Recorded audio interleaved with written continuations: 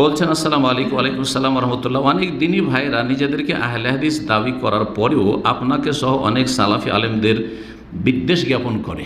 আল্লাহ হেদায়েত দান করেন। জি, সৌদির বিষয়গুলো নিয়ে বা ঐক্য নিয়ে এক্ষেত্রে এসব নিয়ে বিদ্বেষ জ্ঞাপন করে।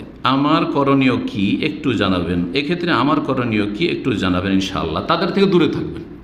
এরা আহলে হাদিস না, এরা হচ্ছে কথিত আহলে হাদিস। এদেরকে লোকেরা চেনে আহলে হাদিস বলে। হয় রফাদানি আহলে হাদিস, 2-3টা সুন্নত পালন করে, রফাদান করে, বুকে হাত বাঁধে, আমিন জোরে বলে, 2-4টা সুন্নত পালন করে।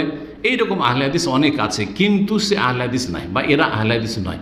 এরা হয় জঙ্গি খারেজি, জামাতি ইখওয়ানি। প্রথম জামাতি ইখওয়ানি হয়েছে, আর তারপরে তখন ওর মধ্যে চরমপন্থী হয়ে গিয়ে জঙ্গি খারেজি।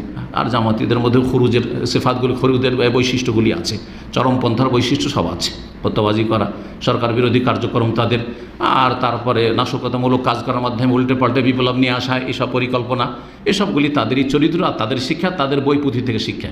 কারণ তাদের বই যথেষ্ট আমি পড়েছি, তাদের বই, মওদুদীর বই যথেষ্ট আমি পড়েছি। সুতরাং আমি জানি যে আমি কোনখান থেকে আবার আলহামদুলিল্লাহ আল্লাহ আমাকে ফিরিয়ে নিয়ে এসেছেন।